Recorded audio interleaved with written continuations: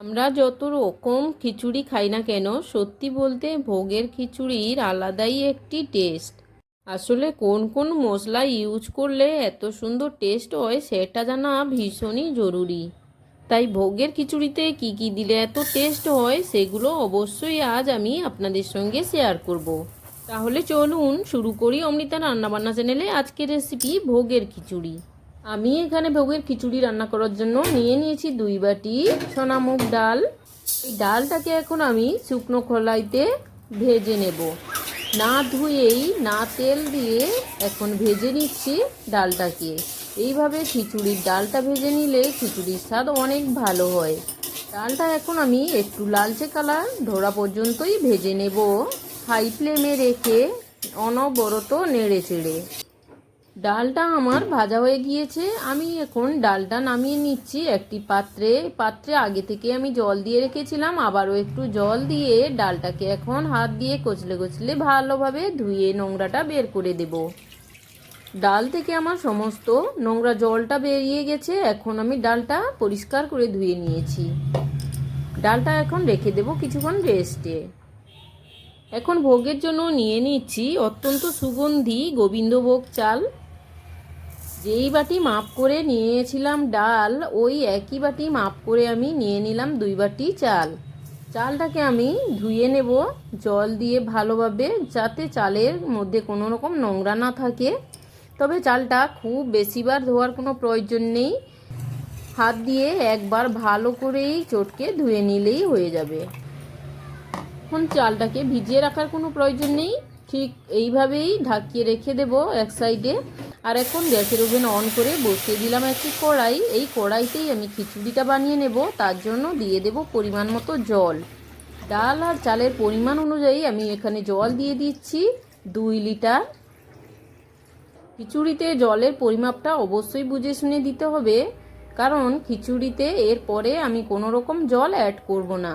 তাই একবারেই পুরো 2 লিটার জল দিয়ে ভালো করে ফুটিয়ে নিচ্ছি হাই ফ্লেমে রেখে। জলটা গরম করে নিয়েছি। এখন আমি দিয়ে দিচ্ছি এর মধ্যে ধুয়ে রাখা সোনামুগ ডাল। ডালটাকে আমি সেদ্ধ হওয়া পর্যন্তই ফুটিয়ে নেব। আর এখন দিয়ে দিচ্ছি হলুদ গুঁড়ো।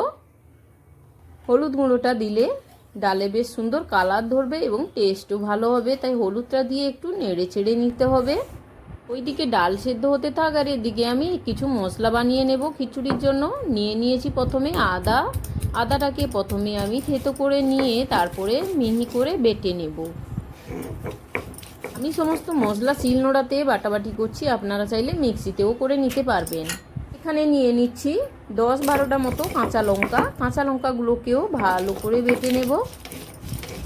ভোগের খিচুড়িতে কাঁচা লঙ্কা দিলে ভীষণই টেস্ট হয়, দারুণ একটা ফ্লেভার আসে।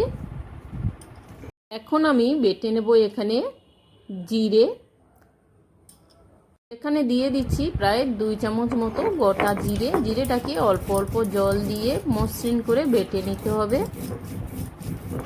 দারুণ টেস্ট হয় এই ভোগের খিচুড়ি। শুধু ভালোভাবে দেখুন আমি কোন জিনিস কতটা পরিমাণ ইউজ করছি, তাহলে আপনারা খুব সহজে বাড়িতেই বানিয়ে ফেলতে পারবেন এই রকম সুস্বাদু ভোগের খিচুড়ি। আর এখন আমি বেটে নিচ্ছি 1.5 চামচ রাঁধুনি। এই রাঁধুনিটা অবশ্যই করে দেবেন, তাহলে দেখবেন ভোগের খিচুড়ির টেস্ট আর গন্ধ কেমন সুন্দর আসে। এই রাঁধুনিটাকে অল্প অল্প জল দিয়ে একদম মসৃণ করে বেটে নিতে হবে। ভোগের খিচুড়িতে এই রাঁধুনির বাটা মশলা ঠিক সময় মতো দিতে পারলেই চমৎকার টেস্ট হবে। এদিকে আমার সমস্ত মশলা বাটা হয়ে গিয়েছে, আর এদিকে দেখে নেব ডালটা ঠিক মতন সেদ্ধ হয়ে গিয়েছে কিনা। দেখুন ডালটা কিন্তু প্রায়ই হয়ে গিয়েছে, 95% সেদ্ধ হয়ে গিয়েছে। এই ভোগের খিচুড়ি বানানো যতটা সহজ, খেতেও কিন্তু দারুণ সুস্বাদু হয়। আর খুবই অল্প উপকরণ দিয়ে বাড়িতে বানিয়ে নেওয়া যায়। দেখুন ডালটা গোটা গোটা মনে হয়েছে, কিন্তু হাত দিয়ে ধরলেই ভেঙে যাচ্ছে। ঠিক এই রকম স্টেজে একটা মশলা আমি বানিয়ে নেব। তার জন্য বসিয়ে দিয়েছি ফ্রাইং প্যানটা গরম করে দিয়ে দিলাম এখানে তেলটা গরম হলেই দিয়ে দেব এখানে একটি তেজপাতাটাকে আমি প্রথমে 2 টুকরো করে কেটে নেব। নিয়ে তেজপাতাটাকে দিয়ে দিচ্ছি। এখন আমি এখানে দিয়ে দেব 2টি শুকনো লঙ্কা, আর দিয়ে দেব এখানে একটা দারচিনি কাঠ। এখন এই ফোড়নগুলোকে ভেজে নেব যতক্ষণ না ফোড়নের মধ্যে থেকে মিষ্টি গন্ধ বেরিয়ে আসে। ফোড়ন থেকে সুন্দর একটা মিষ্টি গন্ধ বেরিয়ে এসেছে। এখন দিয়ে দিচ্ছি গোটা সাদা জিরে 1 চামচ। এই সাদা জিরেটা দেওয়ার পরে ভালো করে নেড়ে চেড়ে নিতে হবে যাতে ফোড়ন থেকে সুন্দর একটা স্মেল আসে, এবার ভাজা ভাজা হয়ে যায়, কিন্তু ফোড়নটা যাতে না পুড়ে যায় সেদিকে লক্ষ্য রাখতে হবে। এখন দিয়ে দিচ্ছি গ্রেট করে রাখা আদাটাকেও বেশ ভালো করে কষিয়ে নিতে হবে। এই আদার মধ্যে কাঁচা গন্ধ না থাকে, আদার কাঁচা গন্ধ থাকলে খিচুড়িটা খুবই খারাপ টেস্ট হয়ে যাবে। আদাটা আমি সুন্দর করে কষিয়ে নিয়েছি। দেখুন আদা থেকে ভাজা ভাজা এখন সেন্ট উঠতে শুরু করেছে।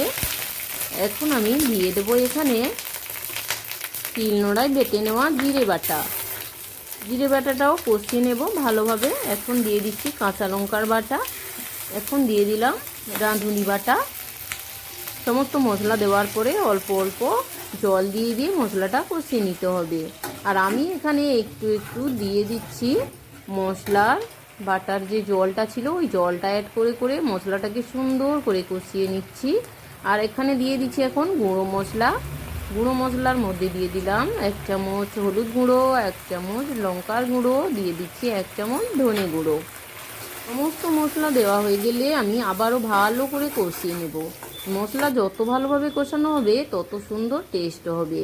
এখন দেখুন মশলা থেকে কি সুন্দরভাবে তেল রিলিজ হয়েছে।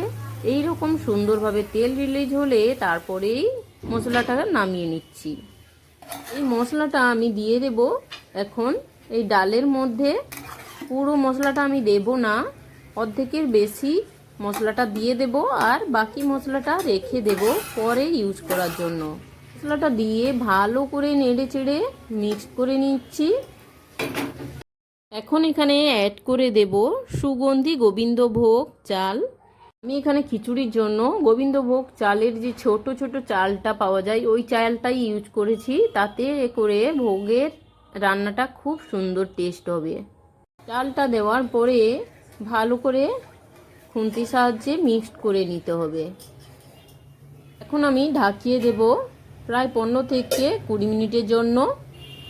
ফিরে এলাম 20 মিনিট পর। দেখুন ঢাকনাটা খুলে নিচ্ছি। এখন ডাল আর চালের কি অবস্থা দেখুন, কত সুন্দরভাবে মিক্সড হয়ে গেছে আর কত সুন্দর একটা টেক্সচার চলে এসেছে খিচুড়ির মধ্যে।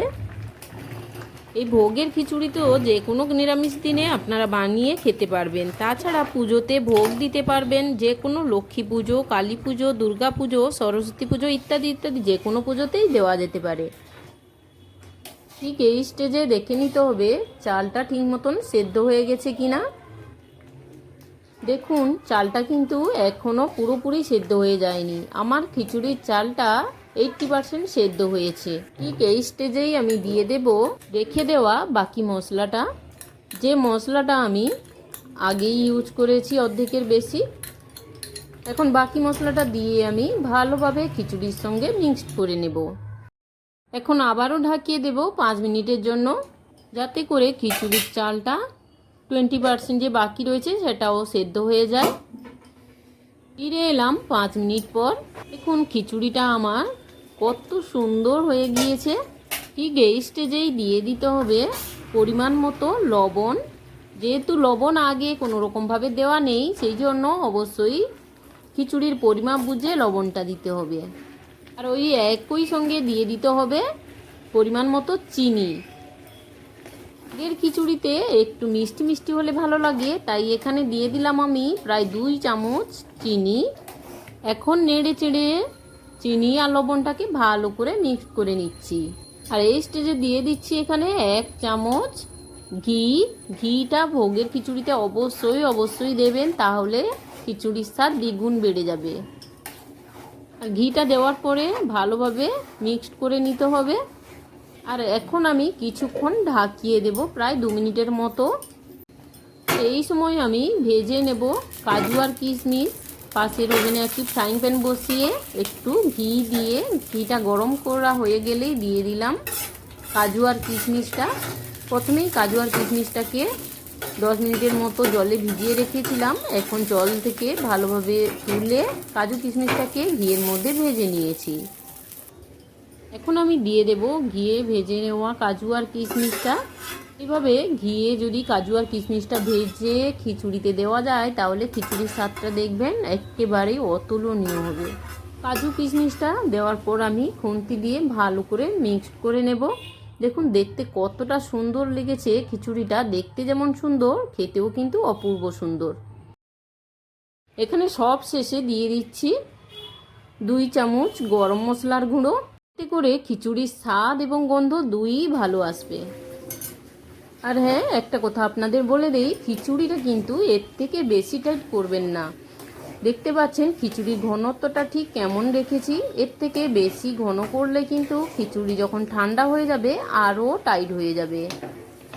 তাই এই স্টেজেই খিচুড়িটা গ্যাসের ওভেন অফ করে কিন্তু দারুণ লাগে। আর এখন গরম গরম সার্ভ করতে পারেন আলু ভাজা, বেগুন ভাজা, পটল ভাজা, আলুর দম, পাঁপড়, যে কোনো রেসিপির সঙ্গে। বন্ধুরা, এরকম সুন্দর রেসিপি পেতে অমৃতা রান্নাবান্না চ্যানেলটি সাবস্ক্রাইব করে পাশের বেল বাটনটি প্রেস করে রাখুন, যাতে করে আমার সমস্ত ভিডিও নোটিফিকেশান আপনার কাছে পৌঁছে যায়। আর রেসিপি ভালো লাগলে অবশ্যই লাইক এবং কমেন্ট করে জানাবেন কেমন হয়েছে এবং শেয়ার করে পাশে থাকার অনুরোধ রইল। সঙ্গে থাকার জন্য ধন্যবাদ।